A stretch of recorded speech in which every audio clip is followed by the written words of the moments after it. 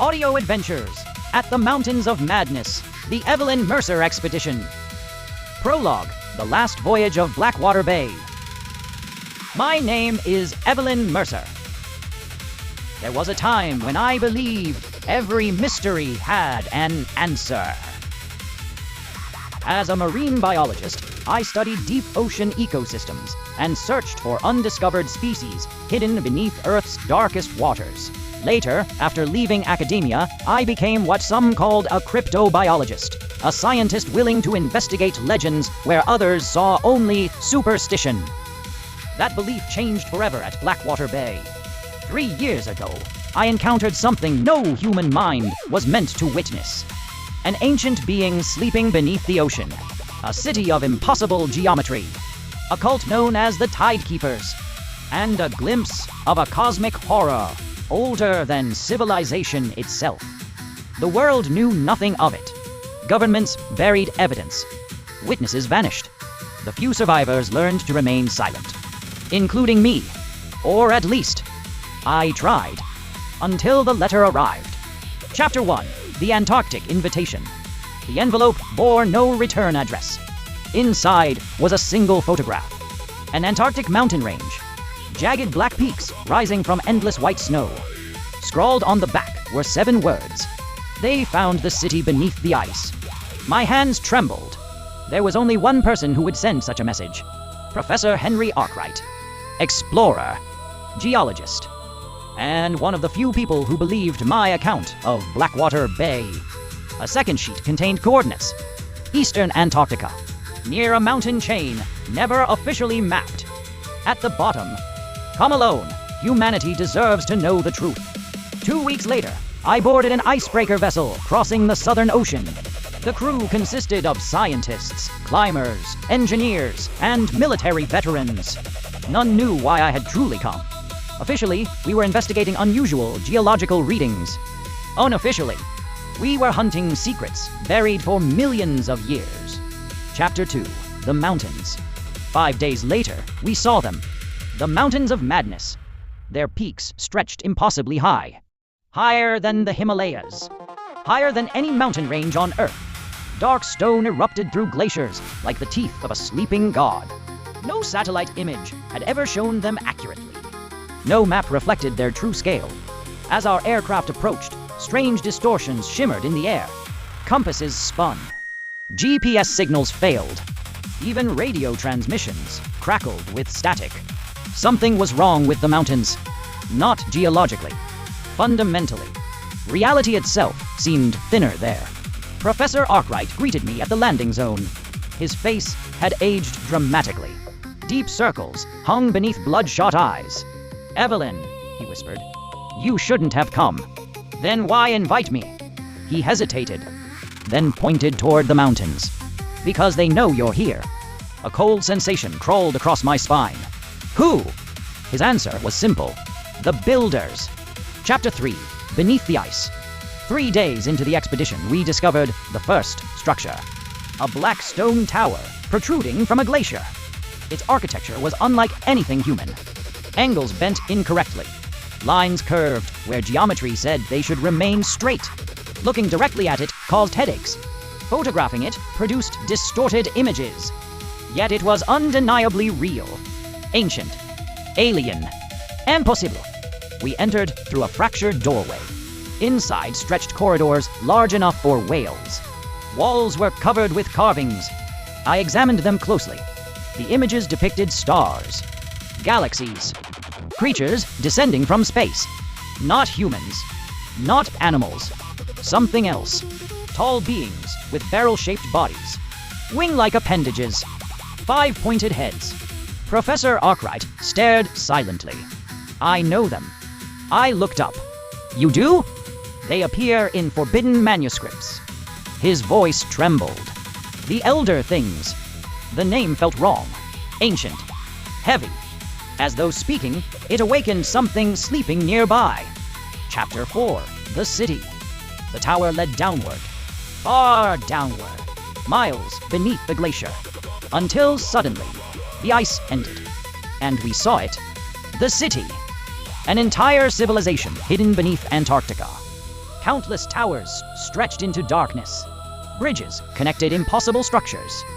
Vast avenues crossed alien plazas. The city was larger than New York, larger than London, perhaps larger than any human city ever built. And it had existed millions of years before humanity evolved. Nobody spoke. Nobody could. The sheer scale overwhelmed comprehension. Every theory about Earth's history collapsed instantly. We were not the first intelligent species. Not even close. Then we heard movement. Something echoed through distant corridors. Wet. Slithering. Alive. Chapter 5, The Survivor. That night, one of our researchers disappeared. No footprints. No struggle. No explanation. Only blood. The next morning, another vanished. Then, another. Panic spread through camp. Weapons appeared. Scientists became frightened animals. Something hunted us. Something intelligent. I volunteered to investigate. 3 soldiers accompanied me. We followed strange tracks through abandoned tunnels. The trail led to an enormous chamber. At its center stood a translucent pod. Inside floated a creature. An elder thing. Perfectly preserved. Millions of years old. Yet somehow alive. Suddenly its eye opened. The pod shattered. And the creature emerged. Chapter 6, The Ancient One. It stood nearly 10 feet tall. Its body resembled a grotesque fusion of starfish, squid, plant, and insect. No earthly biology could explain it. Yet the scientist within me remained fascinated, even terrified. The creature studied us, not with hostility, with curiosity, like a human examining insects. Then it spoke, not verbally, directly into our minds. Images flooded my consciousness. Ancient oceans, alien worlds, galactic migrations, civilizations rising and falling. The elder things had arrived on Earth before multicellular life existed. They shaped ecosystems, engineered species, built empires. Then came war. Another race appeared. Dark shapes, shapeless horrors, living nightmares. The conflict shattered worlds, destroyed civilizations, forced survivors underground, beneath Antarctica, beneath the sea, beneath reality itself. I recognized one image instantly. A sunken city, cyclopean towers, green-black water, Raye, the resting place of Cthulhu.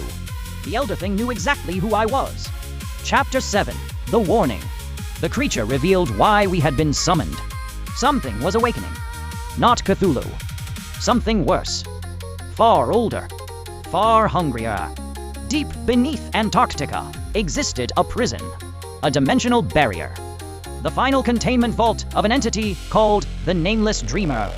An intelligence older than stars.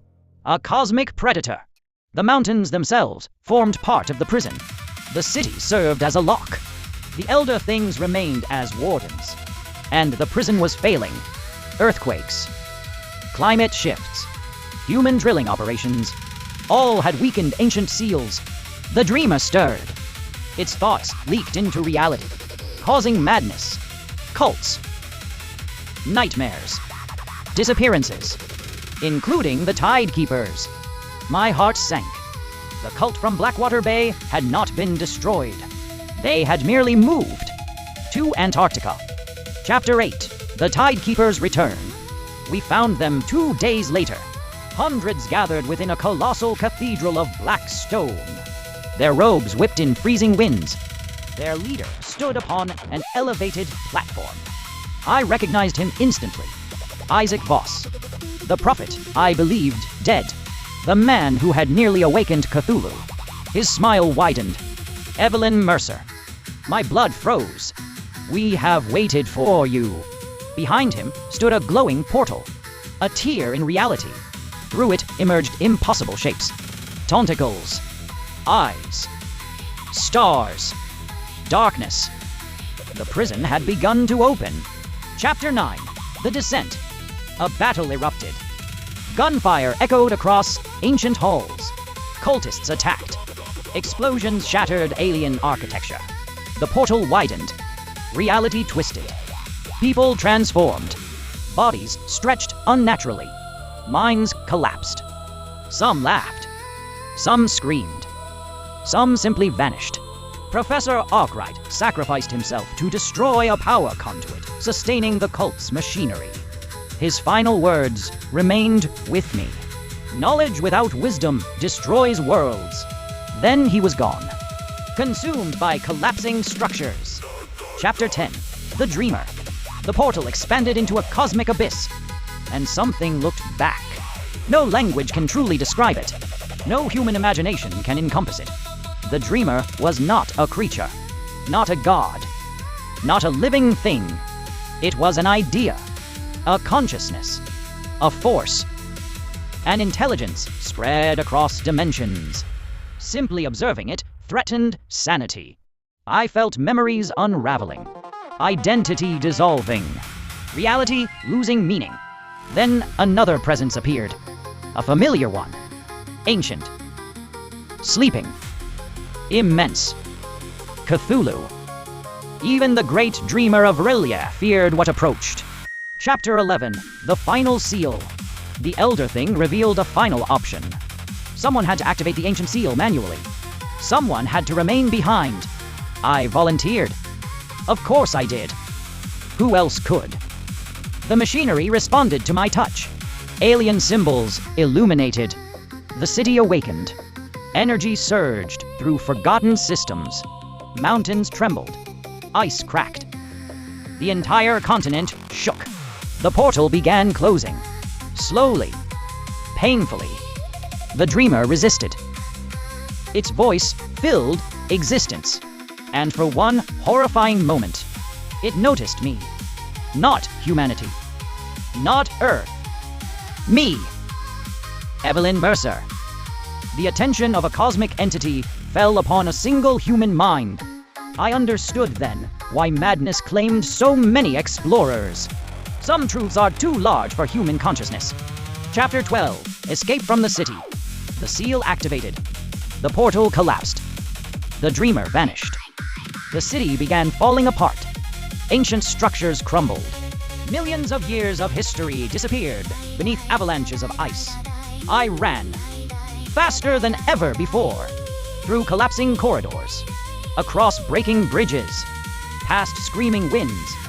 An evacuation aircraft waited above. Its engines roared. The pilot shouted for me to jump. I leaped. And the ancient city vanished beneath a collapsing glacier. Gone. Perhaps forever. Epilogue. The Journal. 6 months later. Portland.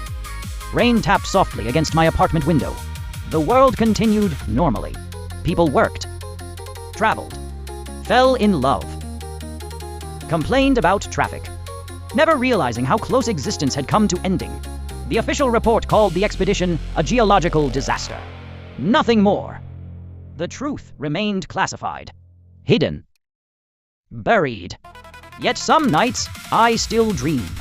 I see impossible cities, ancient stars, sleeping gods, endless black oceans, and sometimes I hear distant whispers.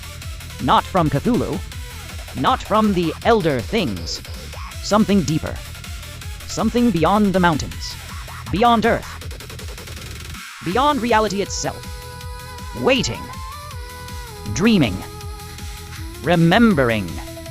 My name is Evelyn Mercer. Marine biologist. Cryptobiologist. Explorer. Survivor. And if these recordings are ever discovered after my disappearance, know this. Humanity is not alone. It never was. The universe is older, stranger, and darker than we can imagine. And somewhere beneath forgotten ice, something is still dreaming. Until the next adventure, see you soon.